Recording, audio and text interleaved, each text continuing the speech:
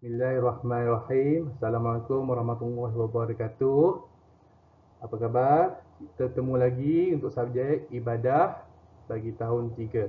Okey, untuk ibadah macam Mak Ni pesan sebelum ni, kamu buat latihan dalam buku yang sama dengan buku akidah. Okey. Untuk ibadah kita masuk tajuk yang pertama. Okey, kamu nak tengok tak gambar ni dekat mana? Pernah jumpa tak lambang ni dekat mana? Dekat sekolah kita ada tak ni? Tempat ni. Ada tak? Okey, pandai. Okey. Ini lambang untuk tandas lelaki. Okey, ini pula untuk lambang tandas perempuan. Okey. Apa kaitan ibadah dengan tandas? Okey. Kita tengok apa tajuk kita nak masuk sebenarnya. Okey, tajuk kita untuk ibadah pada minggu ni adalah berkaitan hadas kecil dan hadas besar. Okey. Okey, Abu heran kenapa hadas ni masuk dalam ibadah? Ibadah bukan solat je ke? Bukan puasa je ke? Okey. Hadas kalau kita tak sempurnakan dia dengan sebaik-baiknya, kita tak bersih dengan sebaik-baiknya, ibadah kita sah ke tak? Okey, kita buat ibadah kita, Allah terima ke tak kalau kita berhadas? Tak. Okey, sebab tu tajuk hadas kecil dan hadas besar masuk dalam subjek ibadah. Okey.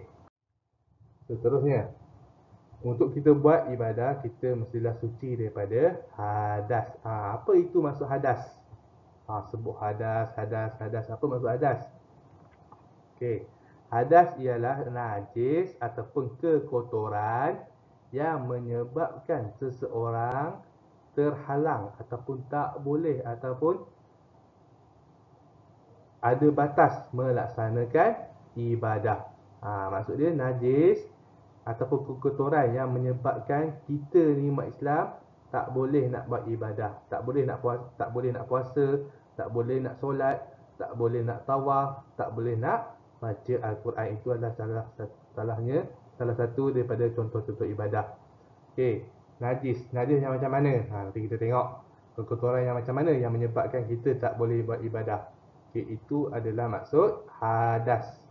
Okey, kita tengok hadas. Hadas terbagi kepada dua. Hadas kecil dan hadas besar. Okey, apa maksud hadas kecil? Hadas kecil adalah keadaan yang mewajibkan seseorang berwuduk untuk melaksanakan ibadah. Okey, apabila kita sebut hadas kecil, jika seseorang tu datangnya hadas kecil, keluar hadas kecil, dia menyebabkan kita perlu ambil wuduk untuk melaksanakan ibadah. Okey. Kalau kita datang hadas kecil, apa kita kena buat? Kita kena berwuduk untuk buat ibadah, untuk solat, untuk baca Al-Quran dan sebagainya. Okey, itu hadas kecil. Kalau hadas kecil, kita perlu mengambil wuduk sahaja untuk melaksanakan ibadah. Okey, itu untuk hadas kecil. Macam mana pula dengan hadas besar? Okey, hadas besar adalah keadaan yang mewajibkan seseorang mandi wajib untuk melaksanakan ibadah. Okey, beza dengan hadas kecil tadi. Kalau hadas kecil, kalau kita datang hadas kecil, kita kena berwuduk untuk mensucikan diri kita untuk kita laksanakan ibadah. Tapi kalau kita keluar hadas besar, kita kena mandi wajib dulu untuk kita teruskan buat ibadah. Okey, boleh faham setakat ni? Kalau orang tanya kamu, kalau hadas kecil macam mana? Kalau hadas besar macam mana? Okey, kalau hadas kecil, kita kena ambil wuduk sahaja untuk kita nak buat ibadah. Tapi kalau datang hadas besar, kalau seseorang tu berhadas besar, okey, kita perlu mandi wajib. Okey. Ataupun nanti ada orang tanya kamu, hadas kecil tu dia kecil ke? Hadas besar tu dia besar bukan. Bukan masalah saiz. Okey, nanti kita tengok macam mana yang dikatakan hadas kecil, macam mana yang dikatakan hadas besar. Okey, ini kamu faham pengertian dia dulu. Okey, faham pengertian dia. Okey, hadas kecil kita kena ambil wuduk. Kalau berhadas besar kita perlu mandi wajib baru kita boleh buat ibadah. Okey. Seterusnya kita tengok dalil Al-Quran, dalil naqli tentang hadas. Okey, kamu boleh sama-sama baca ayat Al-Quran ni di rumah dengan keluarga kamu. Okey, bismillahirrahmanirrahim. Ya ayyuhallazina amanu iza qumtum ilas solati fa'silu wujuhakum wa aydiyakum ilal marafiq فاغسلوا وجوهكم وأيديكم إلى المرافق وامسحوا برؤوسكم وأرجلكم إلى الكعبين وإن كنتم جنبا فاطهروا وإن كنتم مرضى أو على سفر أو جاء أحد منكم من الغائط أو لمستم النساء فلم تجدوا ماء فتيمموا صعيدا طيبا فامسحوا بوجوهكم وأيديكم منه ما يريد الله ليجعل عليكم من حرج ولكن يريد ليطهركم وليتم نعمته عليكم لعلكم تشكرون. Okey, maksud dia, hai orang-orang yang beriman, apabila kamu hendak mengerjakan solat, maka basuhlah mukamu dan tanganmu sampai ke siku, dan sapulah kepalamu dan basuh kakimu sampai dengan kedua mata kaki. Okey, kedua mata kaki adalah buku lali kita. Dan jika kamu junub, maka mandilah, dan jika kamu sakit atau dalam perjalanan atau kembali dari tempat buang air atau menyentuh perempuan, kemudian kamu tidak dapat memperolehi air, maka bertayamumlah dengan tanah yang baik, iaitu tanah yang bersih. Sapulah mukamu dan tanganmu dengan tanah itu. Allah tidak hendak menyulitkan kamu, tapi Dia hendak membersihkan kamu dan menyempurnakan nikmat-Nya bagimu supaya kamu bersyukur. Okey, dekat dalam dalil ni ada 3 jenis cara-cara untuk menyucikan hadas tadi, hadas kecil dan hadas besar. Okey, yang pertama, faqsilu wujuhakum. Okey, basuhlah muka kamu, tangan kamu, kaki kamu. Ini adalah tentang wuduk. Wuduk untuk menyucikan hadas kecil. Ingat balik pengertian dia. Okey, kemudian wa in kuntum, jika kamu berjunub, iaitu berhadas besar, maka mandi wajib. Mandi.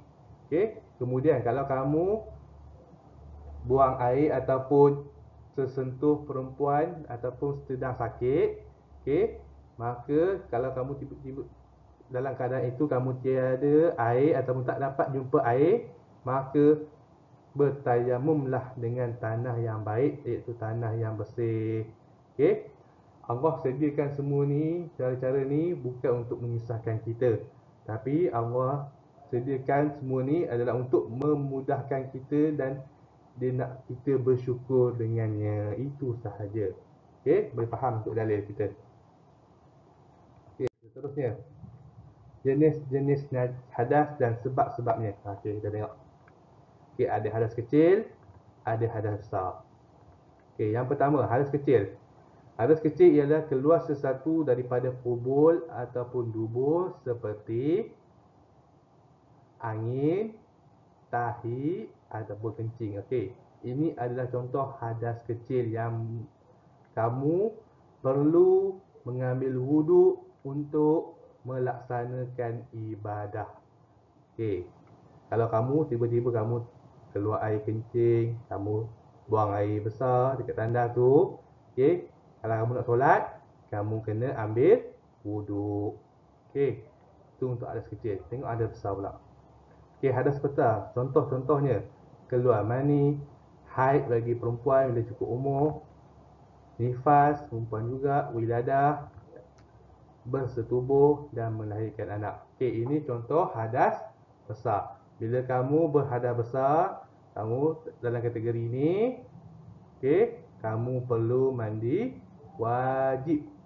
Kamu kena ingat, ini bila kamu keluar, kamu nak bersihkan dia, kamu kena mandi wajib, baru boleh solat, baru boleh baca Al-Quran. Okey, kalau hadas kecil pula, kamu perlu mengambil wuduk sahih. sahaja. Okey. Tak susah untuk tajuk kita pada minggu ni, senang saja. Okey, perbezaan hadas kecil dan hadas besar. Okey, untuk latihan, okey, kamu buat dalam buku ibadah, tulis tarikh hari ni hari Rabu, ibadah, kemudian berapa bulan. Okey, tulis bezakan pengertian dan contoh hadas di bawah. Okey, hadas kecil. Apa pengertiannya? Kena buat apa? Kemudian contoh-contohnya, ada berapa tadi? Ada 3, tuliskan 3-3 tersebut. Sama juga ada besar, tulis pengertian, tulis contoh. Okey, dah siap nanti, tolong ambil gambar, snap gambar, hantar melalui WhatsApp Muallim, nanti Muallim akan semak.